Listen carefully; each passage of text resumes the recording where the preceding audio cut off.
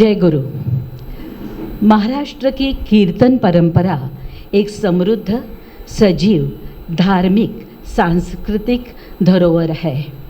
यह परंपरा केवल भक्ति का माध्यम ही नहीं, बल्कि समाज में नैतिकता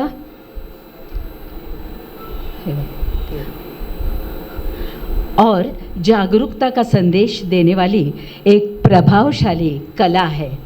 कीर्तन एक प्रकार का भक्ति पर प्रवचन ही है, जिसमें कथा कथन होता है, पदगान होता है, अभंग ओवी का गान भी होता है और नाट्यमय अभिनव का समावेश भी होता है।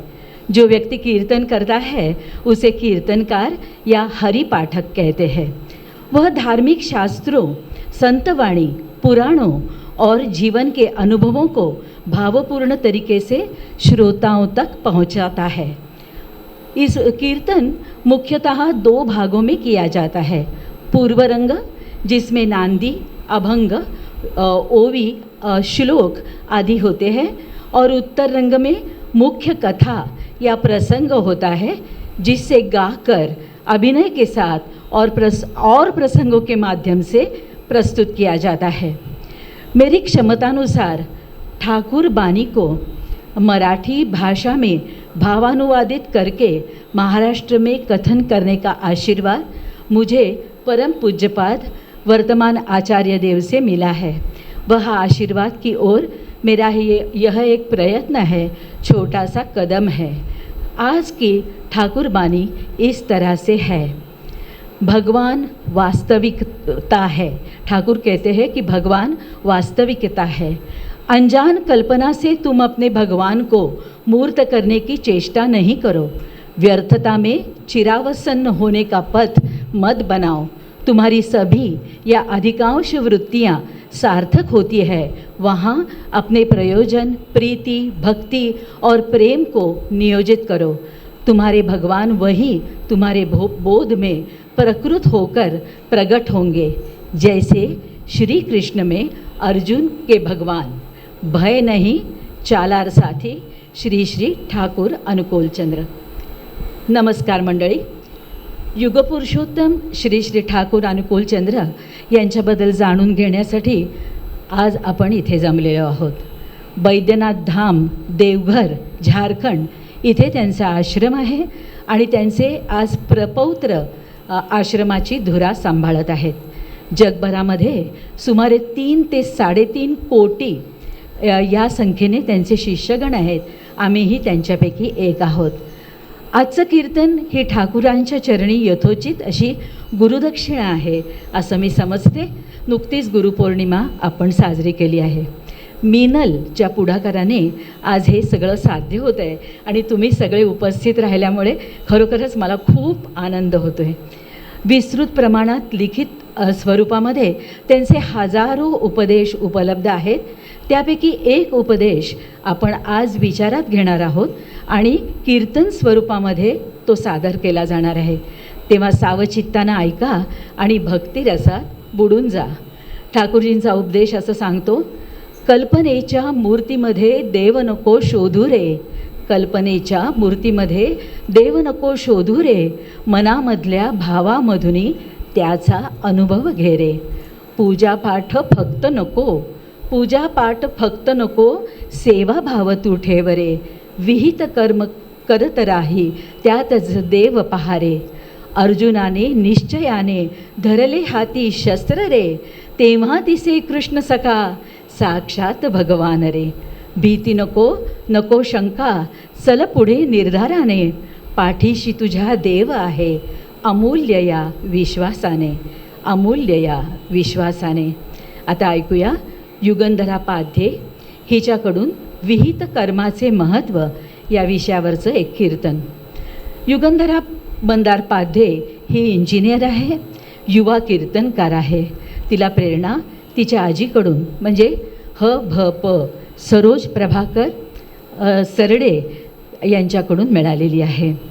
हरिकीर्तनोत्तेजक सभा, नारद मंदिर, पुणे इथून कीर्तन विशारद ही पदवी तिने प्राप्त केली आहे। संस्कृत भाषेची आवड असून भांडारकर प्राच्य विद्यासंस्थेद्वारे लघु सिद्धांत कौमुदी हा 1 वर्षाचा अभ्यासक्रम तिने पूर्ण केला आहे. भर्तृहरीच्या नीतिशतकाचे मराठीत छंदोबद्ध श्लोकात भाषांतर करण्याचं तिचं काम चालू आहे. तर अशी ही युगंधरा आपल्यासमोर सादर करत आहे विहित कर्माचे महत्त्व हे कीर्तन. धन्यवाद. श्रीमन्महागणाधिपतये नमः. यदा लम्बोदरं हन्ति सतां प्रत्यूहसम्भवं तदा लम्बे दयालम्बं लम्बोदरपदाम्बुजं. शारदा शारदाम्भोजवदना वदनाम्बुजे सर्वदा सर्वदास्माकं सन्निधिं क्रियात्.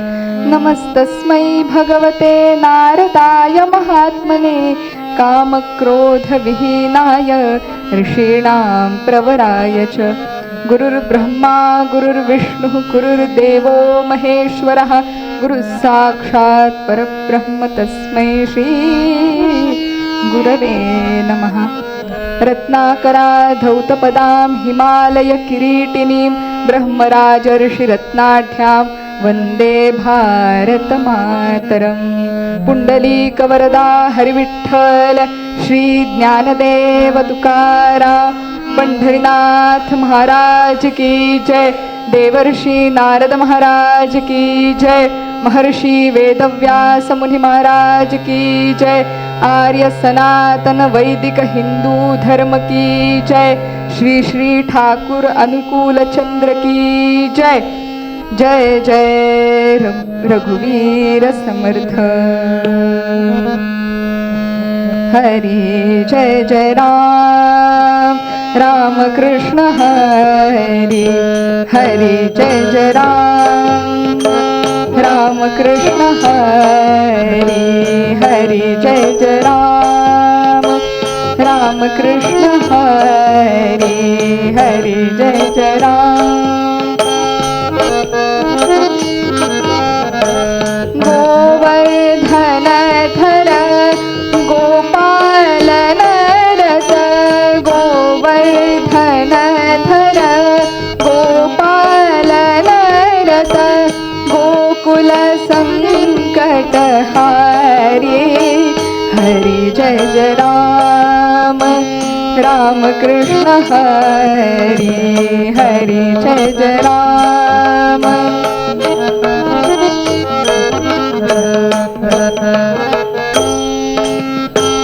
शरणागत दीना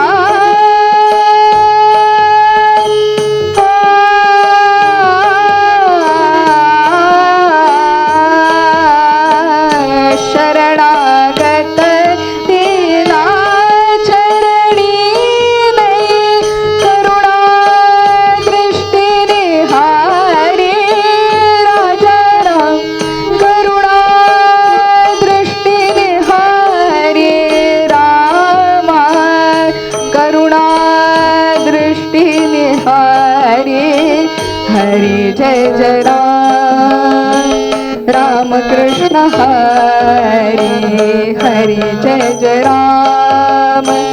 हरि जय जय राम. हरि जय जय राम. राम कृष्ण हरि. बालकृष्ण चरणी लक्ष लागो रे. बालकृष्ण चरणी लक्ष लागो रे. बालकृष्ण चरणी लक्ष लागो रे. कीर्तन संगे रंगात देहवा हो रे. कीर्तन संगे रंगात देह वाहो रे. सीताराम राम चरणी लक्ष लागो रे. राजा राम राम चरणी लक्ष लागो. सारा सार बदविता सद्गुरु राया हो. सारा सार बदविता सद्गुरु राया हो. मंगल धाम जीवन नरहरि पाया हो. मंगल धाम जीवन नरहरि माया हो बालकृष्ण चरणी लक्ष लागो रे.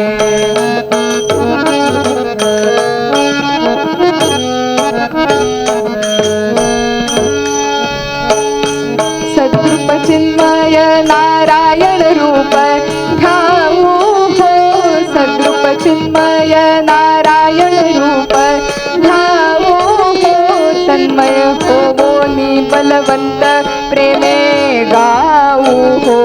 तन्मय होवो नि बलवंत प्रेमे गाऊ प्रेमे गाऊ प्रेमे गाऊ हो. बालकृष्ण चरणी लक्ष लागो रे. बालकृष्ण चरणी लक्ष लागो. चरणी लक्ष लागो. चरणी लक्ष लागो रे. राम राम राम राम राजा राम सीताराम. राम राम राम राम राजा राम सीताराम. सगळ्यांनी भजनामध्ये सामील व्हायचे. राम राम राम राम राजा राम सीताराम. राम राम राम राम राजा राम. राम राम राम राजा राम सीताराम. राम राम राम राम राजा राम सीताराम. राम राम राम राम राजा राम सीताराम. राम राम राम राम राजा राम सीताराम. राम राम राम राम राजा राम सीताराम.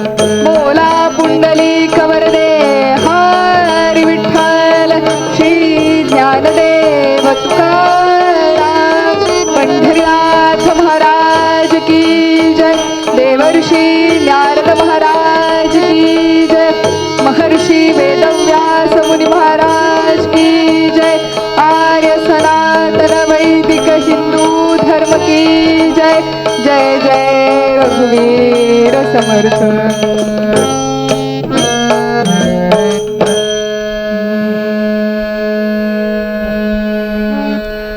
देवराऊळात नका शोधू त्यास. देवराऊळात नका शोधू त्यास.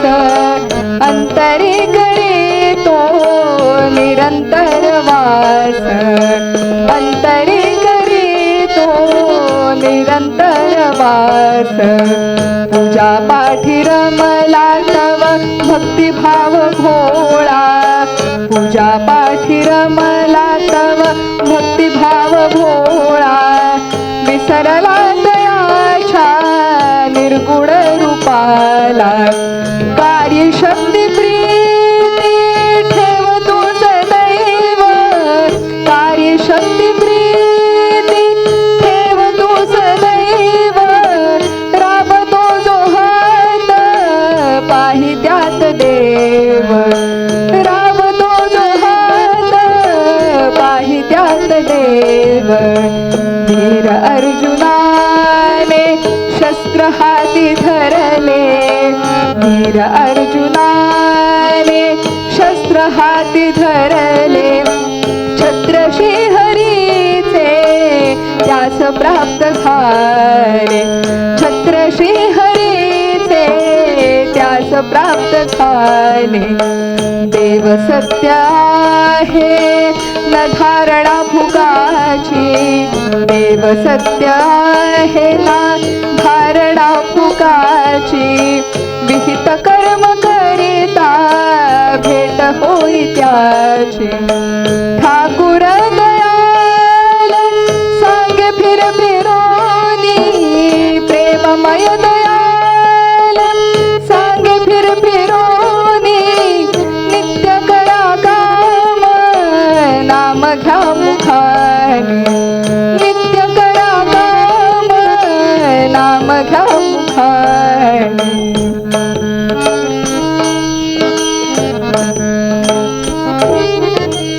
देवराऊळात नका शोधू त्यास. अंतरी करी तो निरंतर वास. अंतरी करी तो निरंतर वास. श्री श्री ठाकुर अनुकूल चंद्र जी की जय. नुकतीच गुरुपौर्णिमा होऊन गेलेली आहे आणि त्या गुरुपौर्णिमेच्या पार्श्वभूमीवर अनुकूल चंद्रजींसारख्या युगपुरुषोत्तमावरती मला कीर्तन करायला मिळते. एवढ्या मोठ्या इतक्या 3.5 कोटी लोकांच्या सद्गुरूंवरती मला कीर्तन करायला मिळतं. हे खरंच माझ्यासाठी फार भाग्याची गोष्ट आहे आणि ती संधी मला दिली यासाठी सुनीताताई केळकरांचे खरंच खूप खूप आभार आहेत. आपल्या भारताची जी संस्कृती आहे त्या संस्कृतीची हे एक वैशिष्ट्य आहे की प्रत्येक भागामध्ये वेगवेगळी संस्कृती आहे, परंपरा वेगवेगळ्या आहेत, काही रूढी वेगवेगळ्या आहेत, सण वेगवेगळे आहेत, भाषा वेगवेगळी आहे. पण असं सगळं जरी असलं तरी सगळ्या संस्कृतीचा जो गाभा आहे वसुदैव कुटुंबकम तो मात्र एकसारखा आहे. सर्व विश्वावरती सर्व चराचरावरती प्रेम करायला शिकवणारी अशी आपली संस्कृती आहे. आणि अशी संस्कृती जपण्यासाठी आणि ती लोकांपर्यंत पोचवण्यासाठी अनेक संतांनी अनेक गुरूंनी कार्य केलं. त्यापैकी एक म्हणजे ठाकूर अनुकूल चंद्रजी आहेत. ठाकूर अनुकूल चंद्रजी यांचा झारखंडमध्ये देवघर इथे आश्रम आहे आणि या आश्रमामध्ये कर्माला प्राधान्य दिलं जातं, वेगवेगळं कौशल्य विकास केला जातो. आज ते ग्रामविकासाचं आणि पर्यायाने राष्ट्र निर्माणाचं एक केंद्र आहे. आणि असे अनुकूल चंद्रजी आख्यानामध्ये त्यांच्याविषयी अधिक विस्ताराने आपण ऐकणारच आहोत म्हणून इथे जास्त विस्तार करत नाही.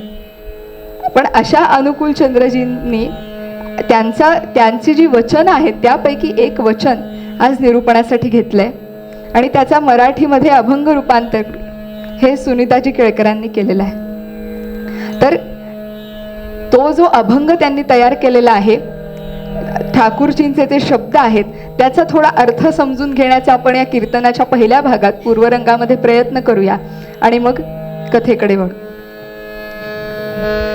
ठाकूरजी म्हणतात, देव राऊळातना नका शोधू त्यासी अंतरी करीतो निरंतर वास. ते म्हणतात देव मंदिरात नाहीये.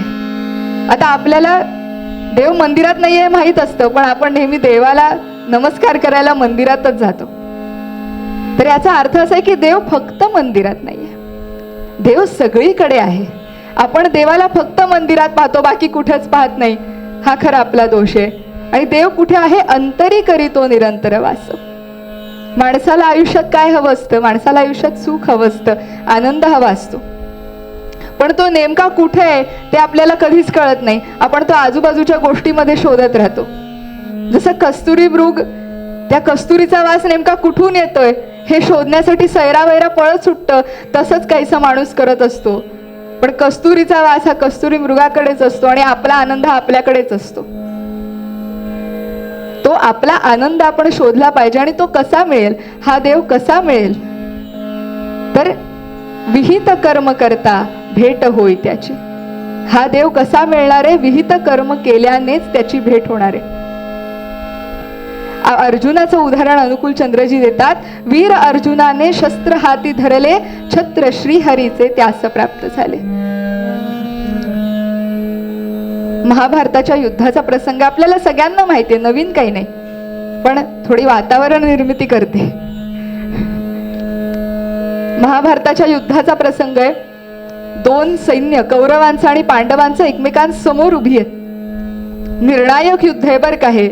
ही आधीच्या कुठल्या युद्धासारखी छोटीशी लढाई, एकमेकांना फक्त मी जास्त भारी आहे हे दाखवायचं, अशी लढाई नाहीये बरं का. हे निर्णायक युद्ध आहे. 2 सैन्य एकमेकांसमोर उभी आहेत आणि तेव्हा अर्जुन म्हणतो भगवान श्रीकृष्णांना, मला शत्रू सैन्य पाहायचंय. श्रीकृष्णांनी रथ 2 सैन्यांच्या मध्ये नेऊन उभा केलाय आणि तेव्हा अर्जुनाला समोर शत्रू सैन्य दिसतच नाहीये. त्याला दिसतात त्याचे भाऊ. त्या भावांनी खूप त्रास दिलाय खरंय, पण युद्ध निर्णायक आहे. त्यामुळे समोर भाऊ दिसतायत, भीष्म पितामह आजोबा दिसतायत, गुरु दिसतायत. आणि अशा सगळ्यांशी आपण युद्ध कसं करायचं? या सगळ्यांना मारून पृथ्वीचं राज्य मिळालं त्याचा काय उपयोग आहे? ज्या राज्यामध्ये आनंद नाहीये, आपली माणसं नाहीयेत, अशा राज्यामध्ये राहण्यात काय अर्थ आहे? बरं, फक्त आपली माणसं नाही तर दोन्ही पक्षांची इतकी माणसं, नरसंहार नंतर झाला, आधी होणार हे माहीत होतं. युद्धाचे परिणाम आधीच माहीत होते. मग एवढा नरसंहार होणारे तो टळला गेला पाहिजे, तो टाळला पाहिजे. आणि अर्जुनाला म्हणून कापरं भरलंय. आपल्याला नेहमी असं वाटतं की काय गरज आहे, करायचं होतं की युद्ध अर्जुनाने, पण अर्जुनासारखा विकल्प मनामध्ये निर्माण होण्यासाठी सुद्धा अर्जुन व्हावं लागतं. आपल्या मनामध्ये आपल्याला आपले शेजारी सुद्धा शत्रू वाटतात. सगळ्यामध्ये देव पाहणारा अर्जुन आहे, म्हणून त्याला असं वाटतं की हे युद्ध करण्याची खरंच आवश्यकता आहे का. आणि तेव्हा भगवान श्रीकृष्ण त्याला गीता सांगतायत. ते म्हणतायत की सर्वांमध्ये देव आहे हे जरी खरं असलं तरी धर्मसंस्थापना ही प्रत्येकाची जबाबदारी आहे. आपण फक्त एकच श्लोक भगवद्गीतेतला लक्षात ठेवतो की जेव्हा धर्मसंस्थापना करण्याची वेळ येते तेव्हा मी अवतार घेतो, पण ती आपली सुद्धा जबाबदारी आहे हे आपण विसरत असतो. धर्मसंस्थापना ही प्रत्येकाची जबाबदारी आहे आणि त्यासाठी शस्त्र हातात घेणं ही क्षत्रियांची जबाबदारी आहे. आणि हे तुझं कर्तव्य तू केलं पाहिजेस हे सांगण्यासाठी 700 श्लोकांची गीता भगवान श्रीकृष्णांनी अर्जुनाला सांगितली. त्यातल्याच एका श्लोकाने आपण या विचाराला सुरुवात करूया की कर्म म्हणजे काय, ते कसं करायचं, का करायचं. भगवान श्रीकृष्ण सांगतायत अर्जुनाला, सहयज्ञा प्रजा सृष्ट्वा पुरोवाच प्रजापती अनेन प्रसविष्यध्वम एषो योस्त्विष्ट कामधु. ते म्हणतायत ब्रह्मदेवाने जेव्हा सृष्टी निर्माण केली तेव्हा ती सहयज्ञ निर्माण केली, म्हणजे कर्मासकट निर्माण केली. जेव्हा सृष्टी सर्व जीव निर्माण केले, माणसं निर्माण केली, त्यांना कर्माशी बांधूनच पाठवले. आपणच जर विचार केला कर्म न करता आपण राहू शकतो का, नाही राहू शकत. आता आपण इथे सर्वजण बसलेलो आहोत, मी कीर्तन करते आहे, तुम्ही जण ऐकता आहात. मी जे काही बोलते आहे ते ऐकून तुमच्या मनात काहीतरी विचार येत आहेत, म्हणजे मनाचं काहीतरी कर्म चाललेलं आहे सतत.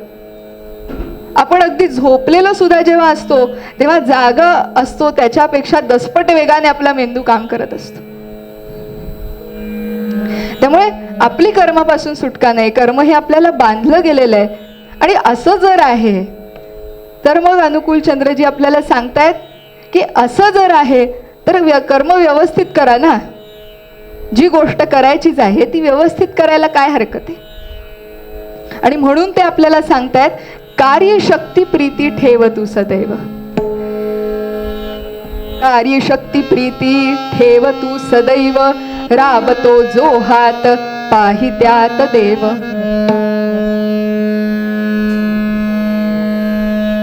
कृती केल्याने काय साध्य होत नाही हो. कृती केल्याने प्रत्येक गोष्ट साध्य होते. आपण कृती केल्याने प्रत्येक गोष्ट साध्य होऊ शकते. आपल्याला अनेक उदाहरणं माहिती आहेत. बाबा आमट्यांचं आपण उदाहरण पाहिलं, शून्यातून त्यांनी आनंदवन उभं केलंय. कुष्ठरोग्यांना कुठले व्यवसाय करता येतील, कुठले उद्योग करता येतील ह्याचा विचार करून कुष्ठरोग्यांना स्वतःच्या पायावर बाबा आमट्यांनी उभं केलं. आनंदवनाला काहीच नव्हतं, तिथे काहीच नव्हतं, अशा ठिकाणी शून्यातून त्यांनी तो आश्रम उभा केलाय. किती कष्ट यासाठी करायला लागले असतील त्यांनी. आणि त्यांच्या पत्नीने जाऊन तिथे घरं बांधण्यापासून सगळं सुरुवातीपासून केलंय. आणि आज त्या आनंदवनामध्ये शेती होते, कपड्याचा व्यवसाय होतो, तिथे लोहार काम सुद्धा होतं, तिथे सुतार काम सुद्धा होतं, पर्यावरण पूरक असे प्रकल्प चालवले जातात. असं आनंदवन आज उभं आहे, ते कष्टांमुळे उभं आहे. पण ही मोठ्या माणसांची गोष्ट झाली, बाबा आमट्यांसारख्या. आपल्यासारखी माणसं सतत नशिबाला दोष देत असतात. कुठलीही गोष्ट हवी तशी झाली नाही की याच्यामध्ये नाही, मग उशीर का झाला, नाही ट्रॅफिक लागलं ना म्हणून उशीर झाला. व्यायाम करायचा ठरवलेला असतो, होत नाही. का नाही झाला व्यायाम, नाही सकाळी मग खूपच झोप आली, मग उठायला उशीर झाला, मग व्यायाम नाही झाला. असं आपण सतत आजूबाजूच्या परिस्थितीला दोष देत असतो. सासूशी भांडायचं नव्हतं असं ठरवलं होतं, पण भांडण काय झालं, नाही मग सासूच मला उलट सुलट बोलली, मग भांडण झालं. असं सतत आपण दुसऱ्याला दोष देत असतो, आजूबाजूच्या परिस्थितीला दोष देत असतो. पण आता इथे पुन्हा भगवद्गीतेतलाच एक श्लोक आपल्या मदतीला येईल. की एखादी ठरवलेली गोष्ट पूर्ण होणार की होणार नाही हे कशावर अवलंबून आहे. अधिष्ठानम तथा कर्ता करणं च पृथक्विधम विविधाश्च पृथक् चेष्टा दैवं चैवात्र पंचमम. भगवान श्रीकृष्ण अर्जुनाला सांगतात 5 गोष्टी आहेत. अधिष्ठान, कर्ता. अधिष्ठान म्हणजे आपला कार्य करण्यामागचा हेतू काय आहे. तो हेतू फार महत्वाचा आहे. मी पूजा का करते आहे, मी पूजा का करतो आहे. मनी नाही भाव देवा मला पाव, असं आहे का. देवाला आपण नवस बोलतोय का, पूजा करण्याच्या नावाखाली कसला सौदा करतोय का. काय हेतू आहे पूजा करण्याचा. की आपण खरंच हा देव कसा आहे हे जाणून घेण्याचा प्रयत्न करतोय, आपण स्वतःला जाणून घेण्याचा प्रयत्न करतोय. जे काही आपल्याला मिळालं आहे त्याच्यासाठी कृतज्ञतेचा भाव व्यक्त करण्यासाठी आणि आपली या सगळ्या जगासाठी जी जबाबदारी आहे त्या जबाबदारीची जाणीव स्वतःला करून देण्यासाठी पूजा करतोय का. अधिष्ठान आपण ओळखलं पाहिजे. कुठलंही कार्य करण्याचा मागचा हेतू म्हणजे अधिष्ठान. त्यानंतर आहे कर्ता. कोण कर्म करताय. कारण एखाद्या करिअर निवडताना मुलांचा हल्ली फार गोंधळ होतो. ते आहे ना डॉक्टर किंवा इंजिनियर, ते अजून तसंच आहे, फक्त त्याच्यात काही काही गोष्टी अजून ऍड झाल्या आहेत, इतकाच फरक आहे. पण मुलं समजून घेत नाहीत स्वतः की आपल्याला कुठलं करिअर खरं आपल्यासाठी योग्य आहे. म्हणजे जो करता आहे त्याच्या क्षमता समजून न घेतल्यामुळे पुढे त्याच्यामध्ये असफलता येते. म्हणून करता ओळखला पाहिजे, त्याच्या क्षमता ओळखल्या पाहिजेत. पुढचं आहे करण.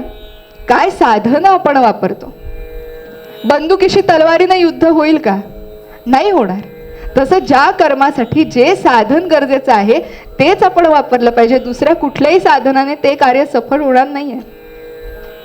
पुढचं आहे चेष्टा. चेष्टा म्हणजे चेष्टा मस्करी नाही बरं का. चेष्टा म्हणजे प्रयत्न.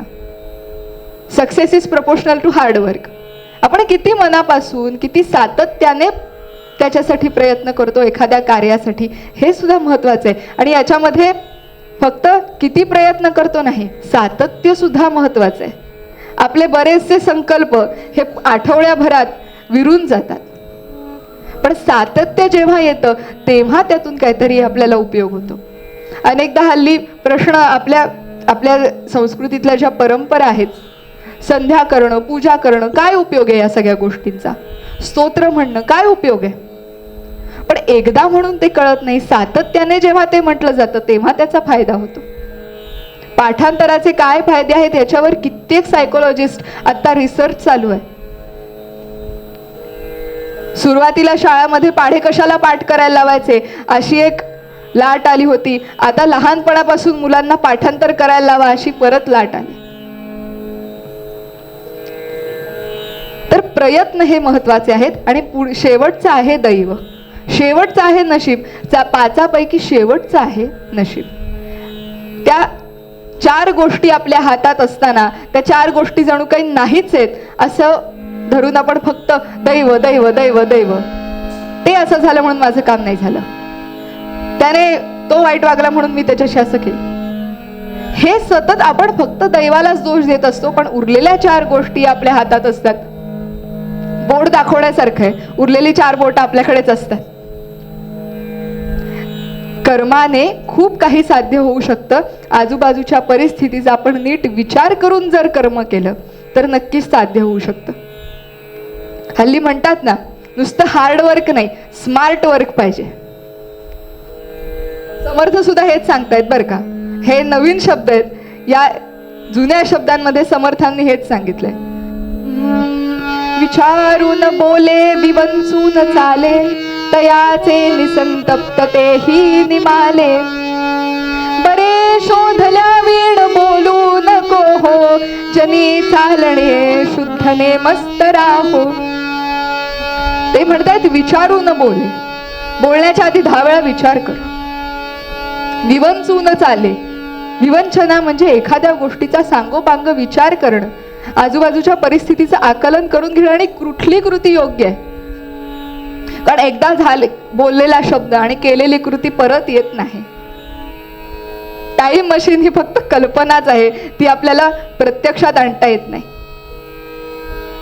त्यामुळे विचारून बोले विवंचून चाले, प्रत्येक कृतीचा योग्य विचार करणं, ह्या ज्या 5 गोष्टी होत्या, अधिष्ठानम तथा कर्ता करणम च पृथक्विदम विविधाश्च पृथक चेष्टा दैवम चैवात्र पंचम, या 5 गोष्टींचा विचार करून जर कर्म केलं तर ते नक्की सफल होणार. आणि अशी अनेक उदाहरणे आहेत. बाबासाहेब आंबेडकरांनी किती तळागाळातून वर येऊन भारताचं संविधान लिहिलेलं आहे, किती अभ्यास केलेला आहे, किती PhD त्यांनी घेतलेले आहेत. याला सीमाच नाही, त्यांच्या अभ्यासाला सीमाच नाही. आपण कर्म करायचं ठरवलं तर त्याला सीमाच नाही. आणि म्हणून अनुकूलचंद्र म्हणतायत, कार्यशक्ती प्रीती ठेव तू सदैव, राबतो जो हात पाही त्यात देव. वीर अर्जुनाने शस्त्र हाती धरले, छत्र श्री हरीचे त्यास प्राप्त झाले. देव सत्य आहे न धारणा फुकाची, विहित कर्म करता भेट होई त्याची. आपण सगळेजण भक्त आहोत, आपण सगळेजण देवाचं नाव घेतो, पूजा करतो, पण देव फक्त या बोलक्या भक्तीने प्रसन्न होत नाही. देवाला कृती सोबत असलेली भक्ती पाहिजे. देवाला सुद्धा कर्म करणारे भक्त आवडतात, फक्त बोलणारे आवडत नाहीत हो. कुसुमम वर्ण संपन्नम गंधहीनम न शोभते क्रियाहीनम मधुरम वचनम तथा. एखादं फूल असतं, दिसायला किती सुंदर असतं, पण त्याला वासच नसतो. असं फूल आपण देवाला वाहतो का हो? माणसाच्या बोलणं फार असतं, उथळ पाण्याला खळखळात फार, बोलणं भरपूर, पण कृती करायची वेळ आली की आपण एक पाऊल पुढे यायची तयारी नाही. कृतीशिवाय बोलण्याला काही अर्थ नाही. जसा भक्तीशिवाय कृतीला काही अर्थ नाही, तसाच कृतीशिवाय भक्तीलाही काही अर्थ नाही. दोन्ही गोष्टी, कर्मयोग आणि भक्तियोग, या वेगवेगळ्या करता येत नाहीत, त्या एकत्र जोडलेल्याच असतात. जसे आपण आपल्या कर्माशी जोडलेले असतो, तशी कृती ही भक्तीशी जोडलेली असते. त्यामुळे देव सुद्धा जिथे कष्ट होतात तिथेच देव सतत उभा असतो. जिथे राबती हात तेथे हरी. नसे राऊळी वानसे मंदिरी, नसे राऊळी वानसे मंदिरी, जिथे राबती हात तेथे हरी, जिथे राबती हात तेथे हरी. शिळा फोडीती संघ पाथर वटांचे, कुणी कापसा रूप देती पटांचे.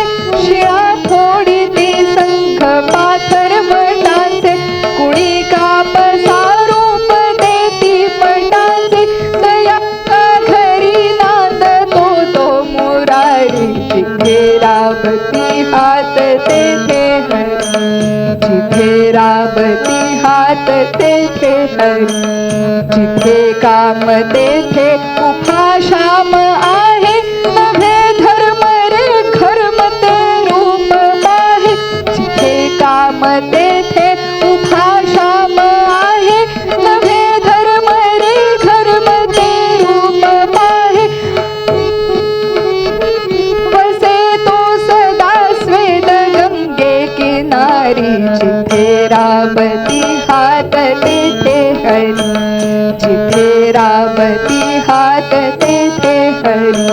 नसे राऊळी वानसे मंदिरी, जिथे राबती हात तेथे हरी, जिथे राबती हात तेथे हरी. अनुकूलचंद्र सुद्धा हेच सांगतायत. प्रेममय दयाल सांगे फिर फिरोने, पुन्हा पुन्हा सांगतायत. नित्य करा काम नाम घ्या मुखाने. ते सांगतायत कर्म आणि भक्ती एकत्र आपल्याकडे असली पाहिजे. अहो, नुसत्या कर्माला काय अर्थ आहे हो? रावण सुद्धा कष्टाळू होता की, पण केलं काय? सगळ्याचं वाटोळं केलं, आपलंही केलं आणि जगाचंही केलं. नुसत्या कर्मालाही अर्थ नाही, भक्ती पाहिजे. आणि नुसत्या भक्तीलाही अर्थ नाही, कर्म पाहिजे. ठाकूरजींचा हा संदेश आपण पुन्हा एकदा आळवूया आणि मग आख्यानाकडे वळूया. देव राऊळात नका शोधू त्यास, देव राऊळात नका शोधू त्यास. अंत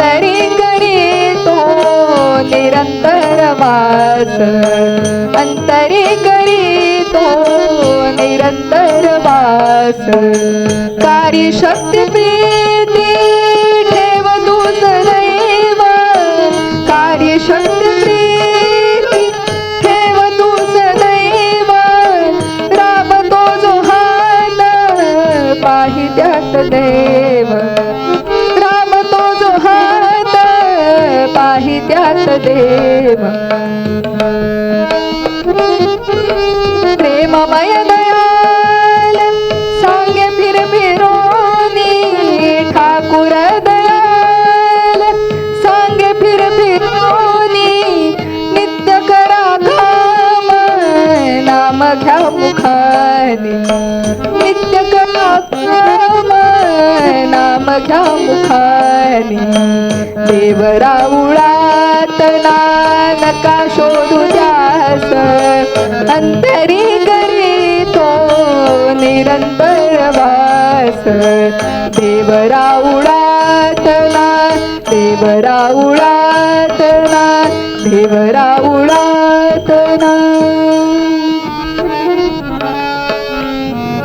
श्री श्री ठाकुर अनुकूल चंद्र जी की. उत्तरंगाला सुरुवात करण्याआधी थोडं भजन करूया आणि मग श्री नारायण जय नारायण जय जय नारायण नारायण श्री नारायण जय नारायण जय जय नारायण नारायण. सर्वांनी सामील व्हायचे. जय नारायण जय जय नारायण नारायण श्री नारायण जय नारायण जय जय नारायण नारायण श्री नारायण जय नारायण जय जय नारायण नारायण.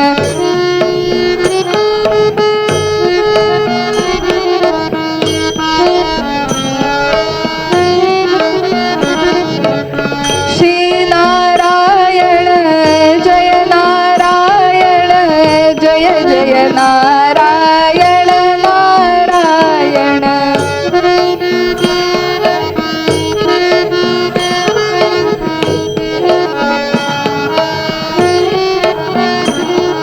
श्री नारायण जय नारायण जय जय नारायण नारायण.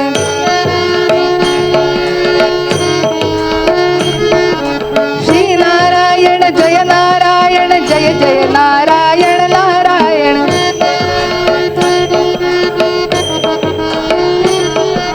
श्री नारायण जय नारायण जय जय नारायण नारायण.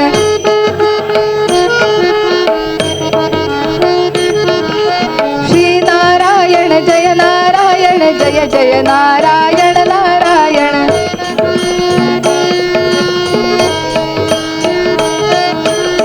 पुंडलिक वरदा हरी विठ्ठल श्री ज्ञानदेव तुकाराम पंढरीनाथ महाराज की. देवर्षी नारद महाराज की. महर्षी वेदव्यास मुनी महाराज की. आद्य सनातन वैदिक हिंदू धर्म की. भारत माता की जय. श्री श्री ठाकुर अनुकूल चंद्र जी की जय. जय रघुवीर समर्थ.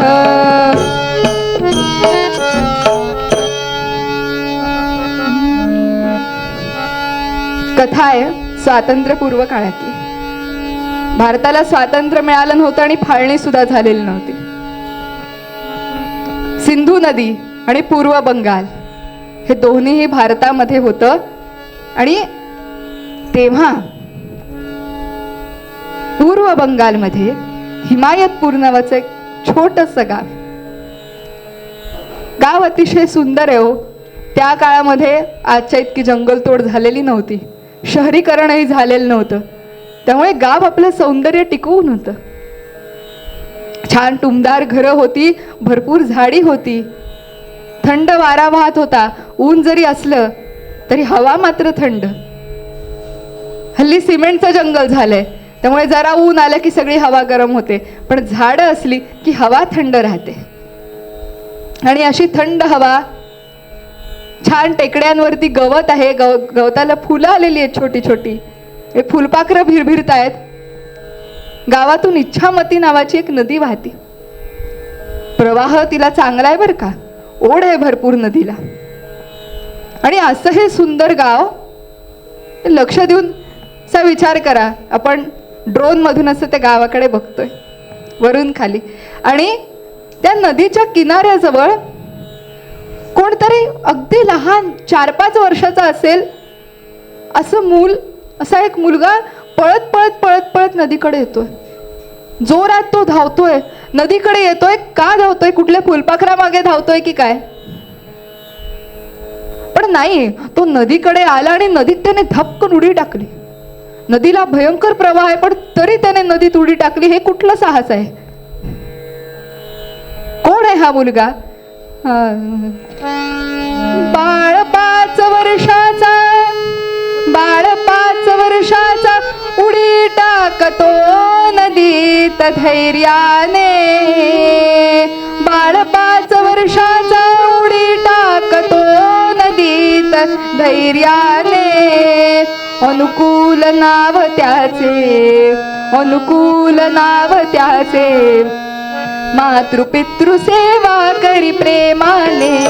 राम राम राम हरे हरे राम राम राम राम सीतापते राम राम राम राम हरे हरे राम राम राम राम सीतापते राम राम.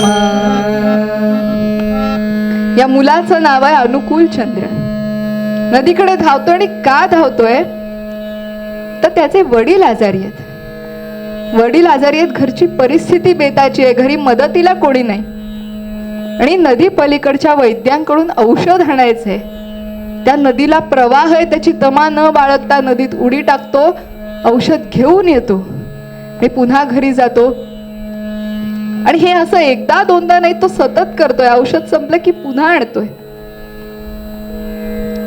आई वडिलांची सेवा करतोय. नाही तर हल्लीची मुलं आपण पाहतो ती त्यांच्या खोलीत बसलेली असतात, त्यांच्या समोर मोबाईल नाही तर लॅपटॉप असतो, आणि आई वडील दार नॉक करून आत येतात.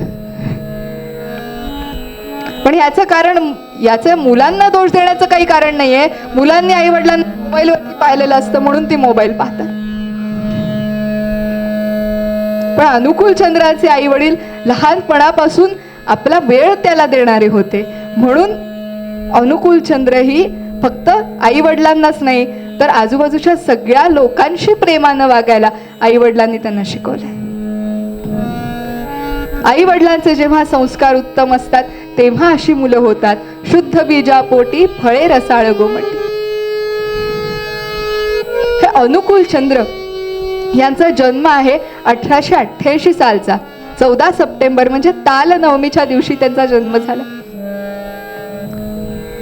आईच्या पोटात ते 12 महिने होते बरं का. पण त्या सर्व कष्टांचं चीज झालं, कारण अनुकूल चंद्राचा जन्म हा अवतार कार्यासाठी झालेला होता.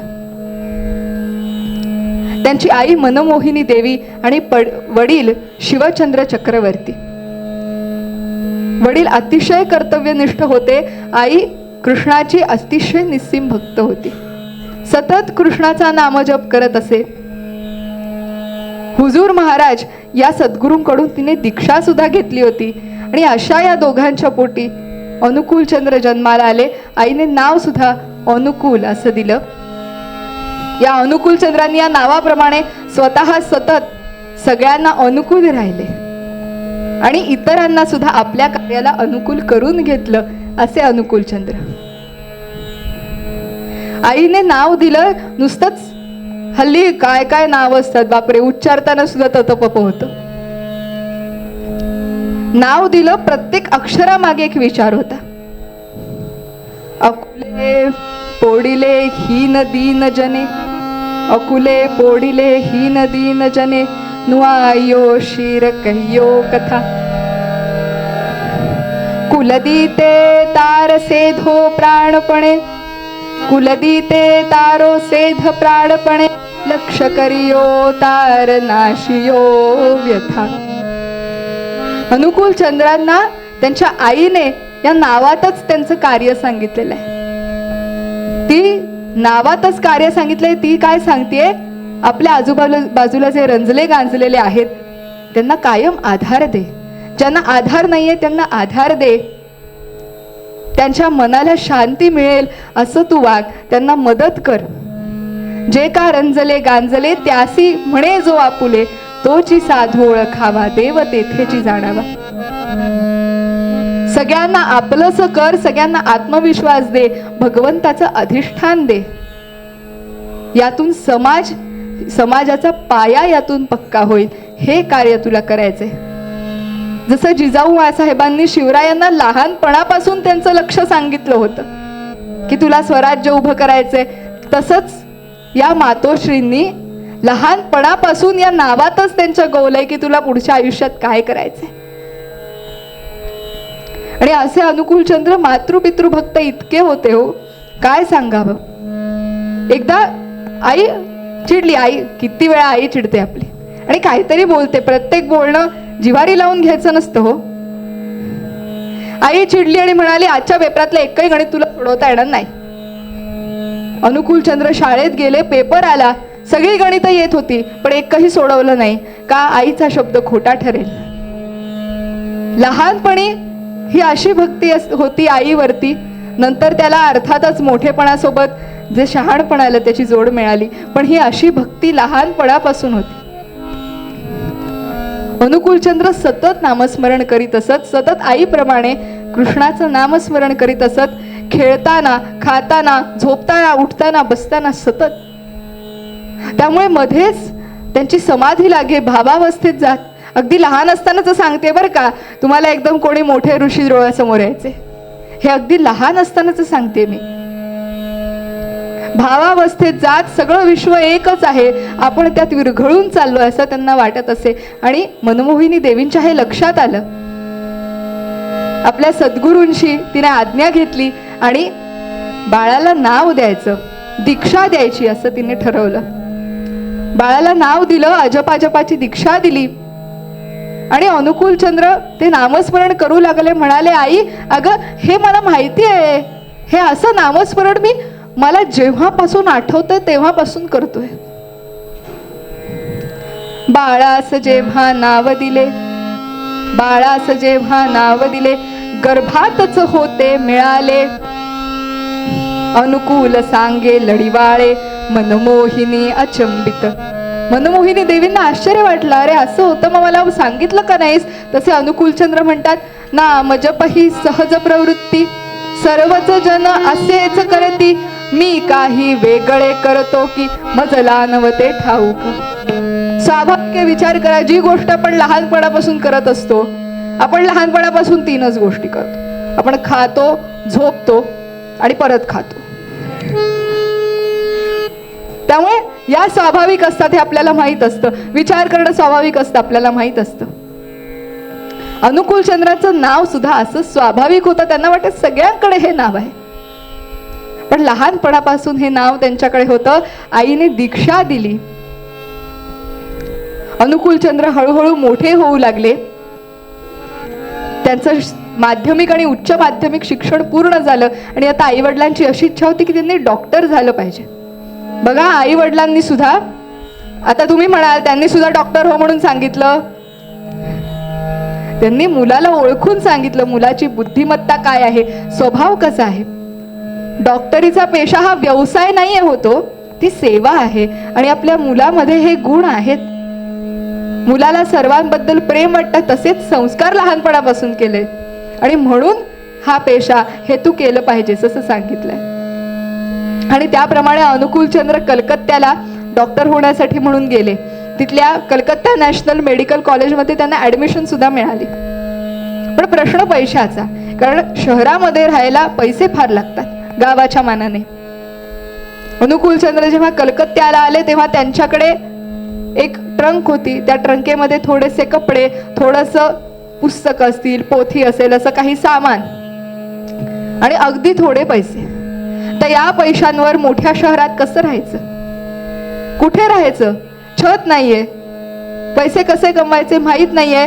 आणि अशा वेळेस ट्रेनमधून उतरले त्यांनी बाहेर पाहिलं, त्यांनी पाहिलं प्लॅटफॉर्मवरतीच काही लोक राहत आहेत. फलाटावरती गोर गरीब सारे, फलाटावरती गोर गरीब सारे, फलाटावरती गोर गरीब सारे.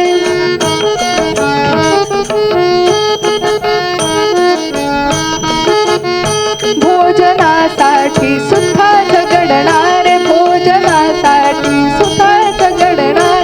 तिथे सोबतची पसरली पथारी, तिथे सोबतची पसरली पथारी. मनी शिकण्याची आस असे भारी, मनी शिकण्याची आस असे भारी. प्लॅटफॉर्मवरती काही गरीब माणसं राहत होती. गरीब म्हणजे किती गरीब, अनुकूल चंद्रन इतकीच गरीब, ज्यांना राहायला घर नाहीये, ज्यांना 2 वेळेचं खायचं कसं मिळवायचं रोजचा एक व्यवसाय ठरलेला नाहीये, अशी गरीब माणसं. तसेच मळकट कपडे, फाटलेले, नवीन घेण्याची सोय, वर्षातून कधीतरी एखादा नवीन घेता असेल अशीही शाश्वती सांगता येत नाही. आणि अशी लोक तिथेच, त्यांनी सतरंजा पसरल्या होत्या तिथेच ते राहत होते. अनुकूल चंद्रांनी त्याप्रमाणेच आपली सतरंजी तिथे पसरली आणि तिथे मुक्काम ठोकला. रोज मेडिकल कॉलेजमध्ये जाऊन शिक्षण घेत असत. त्यासोबत पैसे कमवले पाहिजेत, कारण जगण्याची गरज फक्त राहायला मिळणंही नाहीये हो, बाकीच्याही गरजा आहेत. पैसे मिळवले पाहिजेत म्हणून डॉक्टर लाहिरींकडे मदतनीस म्हणून कामाला जाऊ लागले.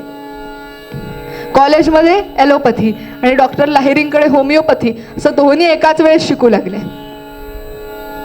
हल्ली हल्ली दरवेळेस हे बोललं पाहिजे हो, हल्लीचं आपण, नाही तर आपण फक्त आधीच्याच रम्य कथा ऐकत राहतो, आजच्या गोष्टींकडे आपलं लक्ष राहत नाही. हल्ली जेवढा अभ्यासक्रम असतो त्यातले 30% येत नसतात.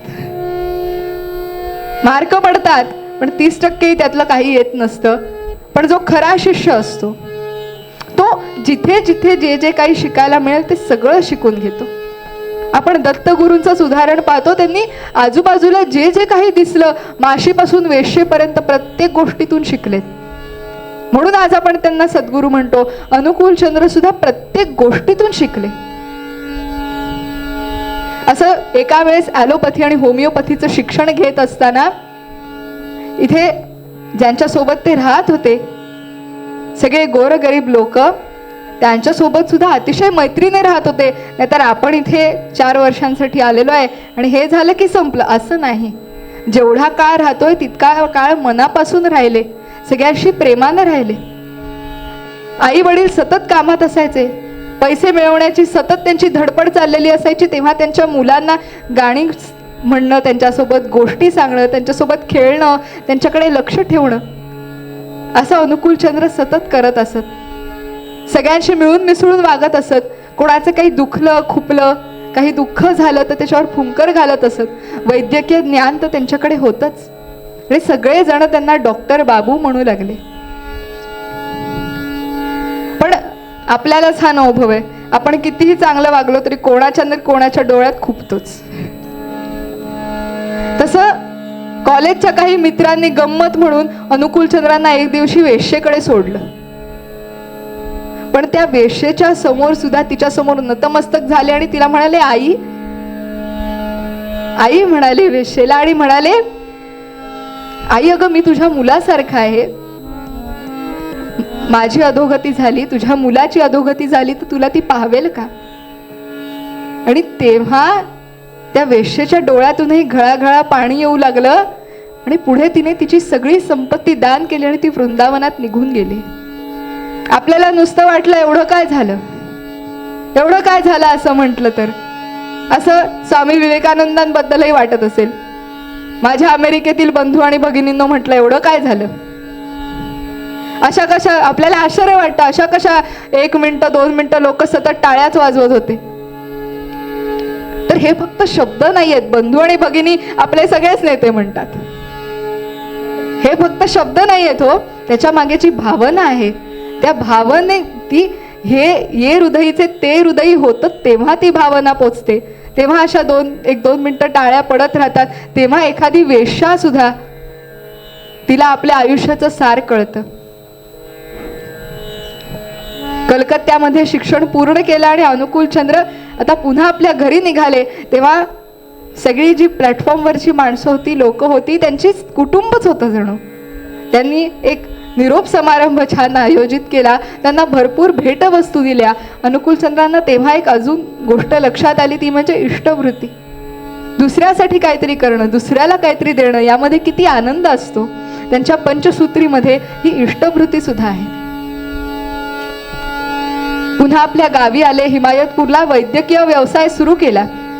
वैद्यकीय ज्ञान होतं, त्यासोबत अंतःप्रेरणा होती. आपल्याकडे आलेल्या रोग्याला पटकन बोलतं करण्याची कला होती. त्याचं समजून घेण्याची कला होती. असं नव्हतं की हा काहीतरी सांगतोय रोगी, हा म्हणजे हा असं असणार, अरे बापरे हे प्रकरण विचित्रच आहे, हे नव्हतं. प्रत्येकाला समजून घेण्याची, आपलंसं करण्याची कला त्यांच्याकडे होती. आणि म्हणून एक उत्तम डॉक्टर म्हणून त्यांची ख्याती झाली. हा वैद्यकीय सेवा म्हणते बरं का, व्यवसाय म्हणणार नाही. वैद्यकीय सेवा करताना त्यांच्या असं लक्षात आलं की माणसाच्या जे रोग आहेत, रोग सुद्धा शारीरिक रोग, त्याचं सुद्धा मूळ माणसाच्या मनातल्या दुःखातच आहे. मनाचा जो त्रास होतो तोच शरीरावरती उमटतो. आणि मग हा कसा दूर करायचा, तर त्यासाठी आत्मविश्वास पाहिजे. त्यासाठी आत्मविश्वास पाहिजे, मनापासून केलेली भक्ती पाहिजे, ईश्वराचं अधिष्ठान पाहिजे, संघटन पाहिजे, शक्ती पाहिजे. हे सगळं येईल तेव्हा माणूस सुखी होईल. आणि म्हणून त्यांनी कीर्तन चळवळ सुरू केली. कीर्तन चळवळ सुरू केली. आणि कशी करायची, असं काही फार मोठं केलं, फार मोठा मंडप, फार मोठा हॉल, असं काही केलं नाही. अगदी छोट्यातून हे सगळं मोठं झालेलं आहे. एक बाजाची पेटी, एक पखवाज, टाळ आणि सगळ्यांचे गळे, अशी ही कीर्तन चळवळ चालायची. आणि गावातून फिरायचं वेगवेगळ्या रस्त्यांवरून आणि भजन करायचं. हरी हरी हरी तुम बोलो, हरी हरी हरी तुम बोलो, हरी हरी हरी हरी. एकटे अनुकूलचंद्र भजन करीत नसत, सगळे त्यांचे भक्तगणही भजन करीत असत. हरी हरी हरी तुम बोलो, हरी हरी हरी हरी तुम बोलो, राधे राधे राधे तुम बोलो, राधे राधे राधे राधे तुम बोलो, राधे. सगळ्यांनी म्हणा, राधे राधे राधे तुम बोलो, हरी हरी हरी तुम बोलो, हरी हरी हरी हरी तुम बोलो, राधे राधे राधे तुम बोलो, राधे राधे राधे राधे तुम बोलो, राधे राधे राधे तुम बोलो, हरी हरी हरी हरी तुम बोलो, हरी हरी हरी हरी तुम बोलो, हरी राधे राधे राधे तुम बोलो. आणि हे असं भजन चढत जायचं, लय वाढत जायची, लोकांचे आवाज वाढत जायचे, सगळे भजनामध्ये तल्लीन व्हायचे आणि अनुकूलचंद्रांची समाधी लागायची. भावावस्थेत जायचे, त्वचेचं तापमान वाढायचं, सुवर्णी रंगाचे, निळसर रंगाचे दिसायचे, दिव्य प्रकाश त्यांच्या कांतीतून फाकत असे. आणि अशा वेळेस त्यांच्या मुखातून वाणी निघत असे, वेगवेगळ्या विषयावरती अतिशय बोधप्रद अशी वचनं निघत असत. आणि किती वेगवेगळे विषय, वेदापासून राजकारणापर्यंत सगळे, अशा विविध विषयांवरती त्यांच्या मुखातून शब्द निघत असत. आणि त्यांच्या मातृभाषा बंगाली पासून हिब्रू पर्यंत सगळ्या भाषांमध्ये ते बोलत असत. त्यांच्या भक्तांना त्यातलं जेवढं समजलं, जेवढं लिहून घेता आलं ते त्यांनी लिहिलं. त्याचा ग्रंथ आहे पुण्यपोथी. अशी पुण्यपोथी ही अशा वचनातून, भावावस्थेत असलेल्या वचनातून तयार झाली. कीर्तन चळवळ चालूच होती, पण खऱ्या अर्थाने ठाकूर अनुकूलचंद्र हे भगवंत आहेत हे भक्तगणांच्या कधी लक्षात आलं. त्याची कथा फार सुंदर आहे. अनुकूलचंद्रांचे एक मित्र होते, अगदी बालपणापासूनचे मित्रही होते आणि भक्तही होते, अनंतनाथ. देवदर्शनाची त्यांना ओढ होती. सतत साधना करीत असत, नामस्मरण करीत असत आणि प्रगतीही होत होती, पण देवदर्शन होईना. आणि एके दिवशी निराशा आली. देवदर्शन होत नाही, का होत नाही, का होत नाही, का होत नाही. निराशा आली. हा देह कशासाठी आहे? मनुष्य देह कशासाठी आहे? स्वतःचा उद्धार करून घेण्यासाठी. पण तोच जर होत नसेल तर काय अर्थ आहे आयुष्याला? म्हणून जीव द्यायला निघाले, गळफास लावून घ्यायला निघाले. दोरी वरती बांधली. अनुकूलचंद्र तेव्हा आश्रमामध्ये होते. त्यांना काहीतरी जाणवलं अनुकूलचंद्रांना पटकन, आणि विजेच्या वेगाने धावत निघाले.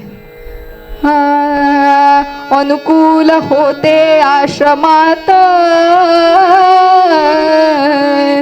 वीज वेगे गेले धावत, अनंत अनंत म्हणत धडका देती ताटीला.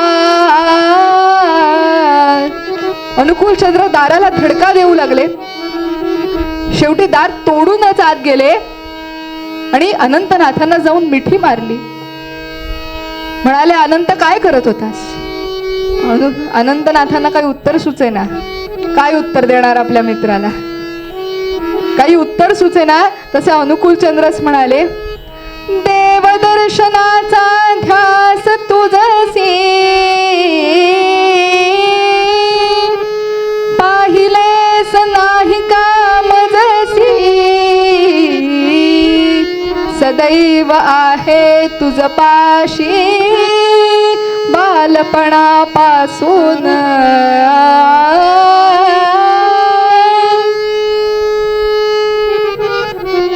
अहो, देव कायमच आपल्या सोबत आहे. अरे अनंता, मी बालपणापासून तुझ्या सोबत आहे. तुला लक्षात नाही आलं? ओळखलं नाहीस मला? एकनाथांच्या घरी पाणी भरणारा श्रीहरी, अरे तसा मी इथे तुझ्या सोबतही आहे रे. तुझ्या लक्षात नाही आलं? आणि तेव्हा अनंतनाथांना त्यांची चूक उमगली. त्यांच्या डोळ्यातून घळाघळा पाणी वाहू लागलं. त्यांनी साष्टांग दंडवत घातला आणि तेव्हापासून त्यांना ठाकूर म्हणू लागले. ठाकूर म्हणू लागले. खऱ्या अर्थाने लक्षात आलं भगवंताचा अंश आहे. अनुकूलचंद्रांचं कार्य फार मोठं आहे. कीर्तन चळवळी सोबतच नुसती बोलकी भक्ती उपयोगाची नाही ना, त्यासोबत त्यांनी सत्संग चालू केलाय. सत्संग म्हणजे आपणच सगळे एकमेकांच्या सोबत संघटित व्हायचं, एकमेकांच्या संगतीने एकमेकांचा विकास करायचा म्हणजे सत्संग. आणि हा सत्संगाचा हा जो आश्रम आहे याच्यामध्ये वेगवेगळे उपक्रम अनुकूलचंद्रांनी चालवलेले आहेत. मग ह्याच्यामध्ये शेती असेल, गोपालन असेल, शिल्पकला आहे, वास्तुकला आहे, कित्येक उपक्रम चालवलेत. औषधांचा कारखाना सुद्धा आहे बरं का. ठाकूरजींनी वंगभूमीवर उभारले सत्संग आश्रमा, ठाकूरजींनी वंगभूमीवर उभारले सत्संग आश्रमा.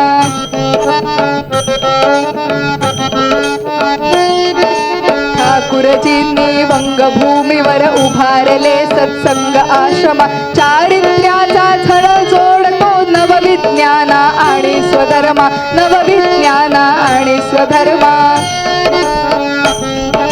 श्रमजीवी अन बुद्धिमान ते गृहस्थी तसेच चोर व्यसनी, सगळ्या प्रकारचे लोक आहेत बरं का आश्रमात. श्रमजीवी अन बुद्धिमान ते गृहस्थी तसे चोर व्यसनी, सर्व शरण आश्रमास येती, अपुले हित कल्याण जाणून, अपुले हित कल्याण जाणून. होतं या आश्रमात. गोपालन शेतीनी औषधे वास्तुकला शिल्पकला यासवे. गोपालन शेतीनी औषधे वास्तुकला शिल्पकला यास. रस्ते विहिरी घरे मंदिरे श्रमदानाने बांधून घ्यावे. श्रमदानाने बांधून घ्यावे. यासोबत एक विद्यालय सुद्धा उघडलेलं आहे तरुणांसाठी. विद्यालय अतिप्रयोगशील तपोवन असे नाव जयाचे. विद्यालय अतिप्रयोगशील तपोवन असे नाव जयाचे. पावन आश्रम शुद्ध आचरण अमृत जेथे हरिनामाचे. अमृत जेथे हरिनामाचे. अमृत जेथे हरिनामाचे. असा हा आश्रम ज्यामध्ये सगळं आहे. आणि या आश्रमाच्या बांधकामापासून अनुकूल स्वतः कष्ट करतायत. असं नाही की मी खुर्चीत बसतो आणि भक्तगणांनो काम करा, हे नाहीये.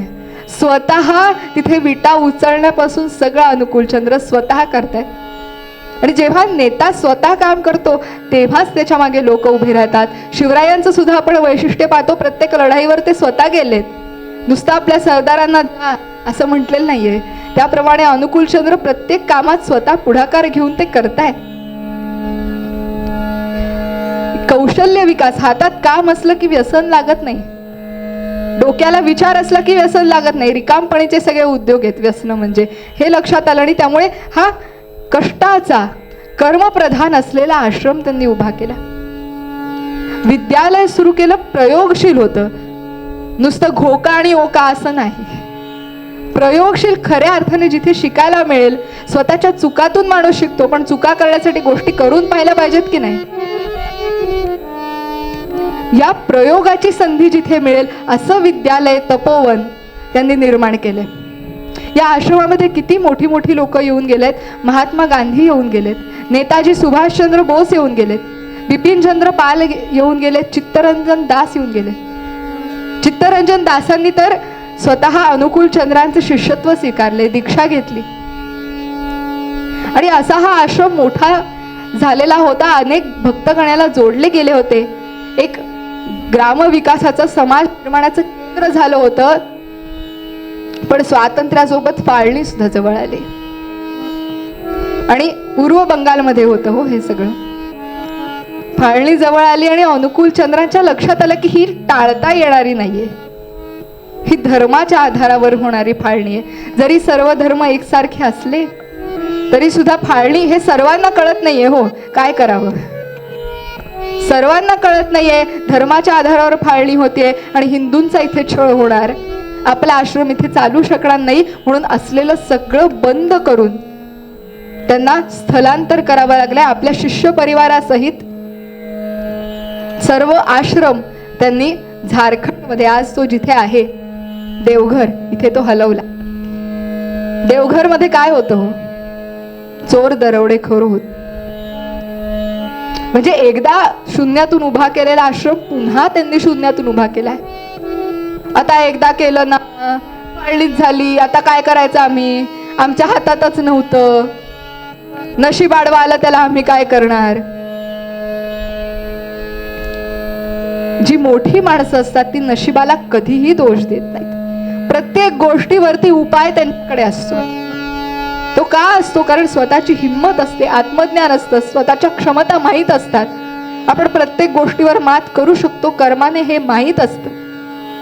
पुन्हा शून्यातून आश्रम सगळा निर्माण केला तिथे. आज देवघरमध्ये अनेक शिष्यगण त्यांचे आहेत. त्यांची तिसरी पिढी तो आश्रम चालवते आहे. या आश्रमामध्ये आजही हे राष्ट्र निर्माणाचं, ग्रामविकासाचं कार्य अविरतपणे चालू आहे. पंचसूत्री जी अनुकूलचंद्रांनी सांगितली ती तंतोतंत पाळणारा असा हा शिष्य परिवार आहे. त्यांचे सर्व संदेश, मुख्य संदेश प्रेमाचा, सगळ्या चराचराविषयी प्रेम. आपल्या संस्कृतीमध्ये जे वसुदैव कुटुंबकम सांगितलंय, सर्व पृथ्वी कोण आहे? आपली मित्र आहे, नाही कुटुंब आहे. ज्या प्रेमात कुटुंबाची काळजी घेतो त्या प्रेमाने सगळ्यांची काळजी घ्यायची. हे वसुधैव कुटुंबकम ही प्रेमाची भावना सर्व शिष्यामध्ये आहे. आणि त्यानंतर कर्मप्रधानता. कर्माला असलेलं महत्त्व ठाकूरजींच्या आयुष्यात आपण पाहिलं. किती कष्टाने त्यांनी सगळं उभं केलंय. कुठेही असलेल्या परिस्थितीला दोष न देता असं आहे तर आहे, मी याच्यावरही मात करेन, ही धमक आहे. आणि या हिमतीने सगळं कार्य पुढे नेलंय. त्यांचा शिष्यगण शिष्यवर्गही आज त्याच मार्गाने चाललेला आहे. आपल्या देशाचं भाग्य आहे की असे मोठे शिष्य परिवार, असे कार्य करणारे, करते बोलके नाही, करते शिष्य परिवार आपल्या देशामध्ये आहेत. हे खरंच आपल्या देशाचं भाग्य आहे. आपण सुद्धा या अनुकूल चंद्रजींचा जो संदेश आहे, आपल्यापैकी अनेकांना माहीत नसेल त्यांचं कार्य. मलाही माहीत नव्हतं कीर्तन करण्याच्या पूर्वी, पण जेव्हा मी ऐकलं तेव्हा इतकी भारावून गेले. म्हटलं किती मोठं कार्य आहे माणसाचं. अनेक माणसांच्या बाबत प्रश्न पडतो की हे त्यांनी जे केले ते एका जन्मात करणं शक्य आहे का हो? आपल्याला 100 जन्मही पुरायचं नाही तसं कार्य ही माणसं एका जन्मात करतात. त्यांची जी वचनं आहेत, सत्यानुसरण त्यांचा ग्रंथ आहे, त्यांची वाङ्मय त्यांची मूर्ती आहे ती. आज जरी ते आपल्यामध्ये नसले तरी त्या ग्रंथाच्या स्वरूपाने आपल्यामध्ये आहेत, त्यांच्या संदेशाच्या स्वरूपाने आपल्यामध्ये आहेत. त्यांच्या वचनांपैकी एक तरी वचन आपण आपल्या आयुष्यात आचरणात आणू शकू का? ते आणू शकलो, त्या एका वचनाने सुद्धा आपल्या आयुष्याचं सार्थक होईल. श्लोक का म्हणायचे, स्तोत्र का म्हणायची, सुरुवातीला अर्थ कळत नसतो. पुन्हा पुन्हा म्हटलं, 4 वेळा म्हटलं, 10 वेळा म्हटलं, 1000 वेळा म्हटलं, एकेका शब्दाचा अर्थ उलगडत जातो. श्लोक म्हणजे निरर्थक अक्षरांची मालिका नसते. आयुष्य कसं जगायचं हे शिकवणारे ते श्लोक असतात. त्याचा अर्थ हळूहळू आपण जसे मोठे होत जातो, त्या श्लोकात लिहिलेल्या गोष्टी आजूबाजूला दिसू लागतात, तसं ते आपल्याला कळत जातं. अनुकूल चंद्रजींची ही वचनं सुद्धा आपण आपल्या आयुष्यात आपल्याला कशी उपयोगाला आणता येतील. अनुकूल चंद्रजी त्यांचं कार्य करून गेले, त्याचा आपण आपल्याला उपयोग कसा करून घ्यायचा हे आपल्या हातात आहे. कारण त्यांचं कार्य आपल्यापर्यंत पोहोचलं नाही, आपण ते आपल्या आचरणात उतरवू शकलो नाही, तर तो आपला करंटेपणा आहे हो. तर ही आपली जबाबदारी आहे, ही आपलं कर्तव्य आहे. आणि कर्तव्य जबाबदारी जाऊ दे, ही आपली गरज आहे की अनुकूल चंद्रजींसारख्या माणसाचं कार्य आपण लक्षामध्ये घ्यावं, त्यांचा संदेश लक्षात घ्यावा आणि त्या पद्धतीने वागावं. त्यांच्याप्रमाणे कष्ट करून त्यांच्या इतकं नाही पण जमेल तितकं समाजकार्य आपण करावं. जे कीर्तन झालेलं आहे अनुकूल चंद्रांच्या चरणी अर्पण करते. जर काही राहून गेलं असेल तर मातृहृदयाने तुम्ही मला माफ करालच. जे काही आवडलं असेल ते नारद मंदिरामध्ये मी कीर्तन जिथून शिकले त्या सर्व गुरुजनांकडून हे माझ्याकडे आलेलं आहे. त्यांना वंदन करून हे कीर्तन आपण इथे विराम घेऊया आणि अनुकूल चंद्रजींचा जो संदेश आहे तो पुन्हा एकदा आठवूया.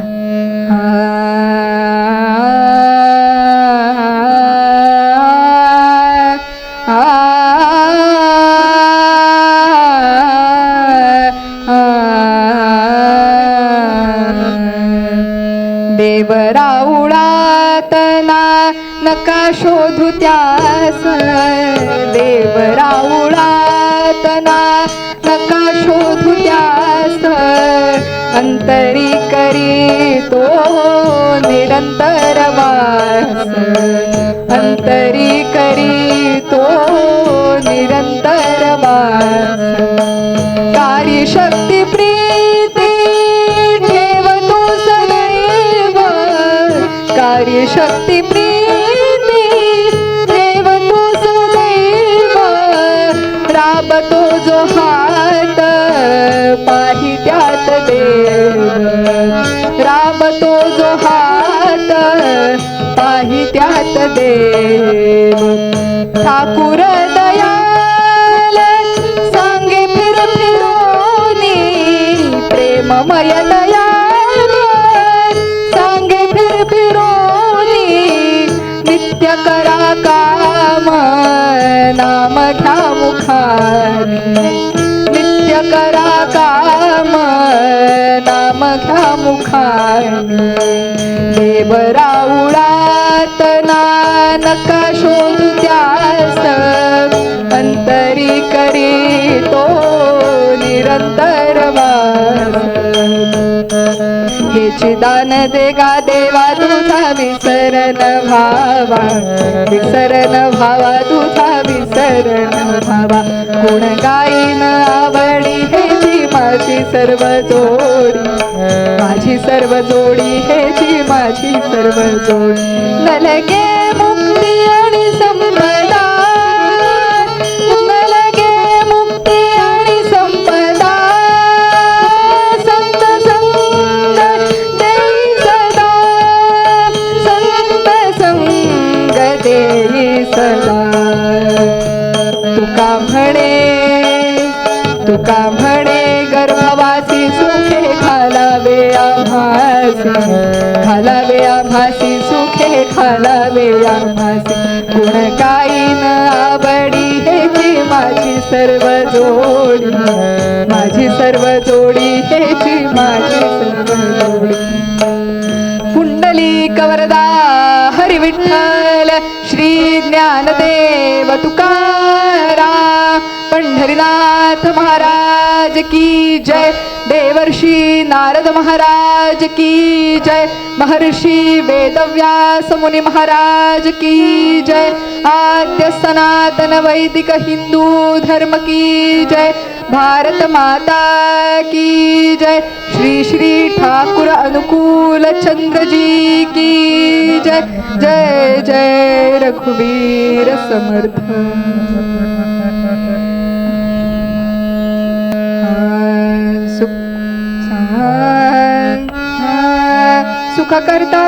सुख करता दुःख हरता वार्ता विघ्नाची दुरवी पुरवी प्रेम कृपा जयाची सर्वांगी सुंदर उठशे दुराची कंठी झळके माळ मुक्ता फळाची जय देव जय देव जय मंगल मूर्ती दर्शन मात्रे मन कामना मूर्ती जय देव जय देव रत्न खचित भरा तुझ गौरी कुमरा चंदनाची उटी कुंकुम केशरा हिरे जडित मुकुट शोभतो भरा रुणझुणती नुपुरे चरणी घागरिया जय देव जय देव जय देव जय देव जय मंगल मूर्ती दर्शन मात्रे मन कामना मूर्ती जय देव जय देव लंबोदर पीतांबर फणीवर वंदना सरळ सोंड वक्र तुंड त्रिनयना दास रामाचा वाट पाहे सदना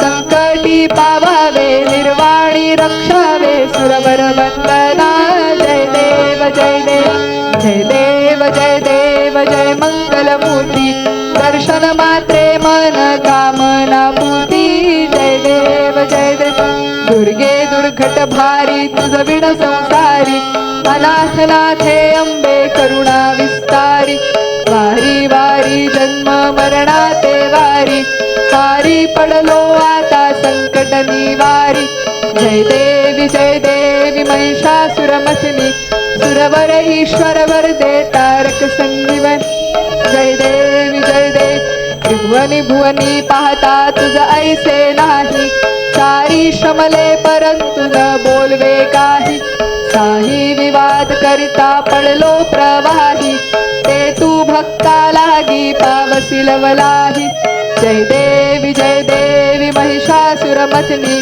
सुरवर ईश्वर वरदे तारक संजीवनी जय देवी प्रसन्न वदने प्रसन्न होसी निज दासा क्लेशापासून सोडवी तोडी भवपाशा अंबे तुझ वाचून कोण पुरविला आशा नरहर तल्लीन झाला पद पंकजलेशा जय देवी महिषासुरमथिनी सुरवर ईश्वर वरदे तारक संजीवनी जय देवी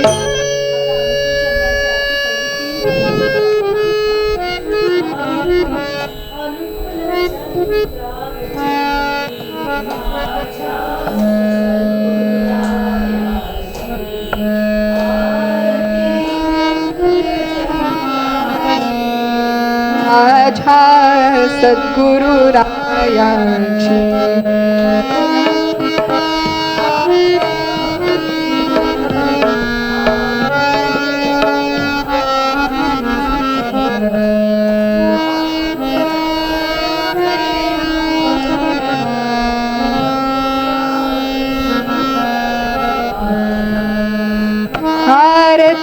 अनुकूल चंद्राची माया सद्गुरु रायाची वसला अथांग भवसागर तूच रे नावाडी थोर देशी तू आम्हास आधार आमुचा तुझ्यावरी भार आरती अनुकूल चंद्राची माझ्या सद्गुरु रायाची साधण्या ईश्वर प्रणिधान विधला पंचसूत्र नियम गुरुसी पूर्ण समर्पण करूया नाम जप ध्यान आरती अनुकूल चंद्राची माझ्या सद्गुरु रायाची ठाकुर असे माय सत्य स्मरूया म्हणून त्यास नित्य जागवू अंतरी देवत्व करूया आपण स्वहित आरती अनुकूल चंद्राची माझ्या सद्गुरु रायाची घालीन लोटांगण वंदीन चरण डोळ्यान पाहिन रूप तुझे प्रेमे आलिंगिन आनंदे पूजिन भावे ओवाळीन म्हणेन त्वमेव माता पिता त्वमेव त्वमेव बंधुः सखा त्वमेव त्वमेव विद्या द्रविणं त्वमेव सर्वं मम देव देव कायेन वाचा मनसेन्द्रियैर्वा बुद्ध्यात्मना वा प्रकृतिस्वभाव करोमि यद्यत् सकलं परस्मै नारायणायेति समर्पय अच्युतं केशवं रामनारायणं कृष्णदामोदरं वासुदेवं श्रीधरं माधवं गोपिकावल्लभं जानकीनायकं रामचन्द्र हरे राम राम राम हरे हरे हरे कृष्ण कृष्ण कृष्ण हरे हरे हरे राम राम राम हरे हरे हरे कृष्ण कृष्ण कृष्ण हरे हरे श्री श्री ठाकुर अनुकूल चंद्र जी की जय कुंडली कवरदा हरि विठ्ठल श्री ज्ञानदेव तुकाराम पंढरीनाथ महाराज की जय।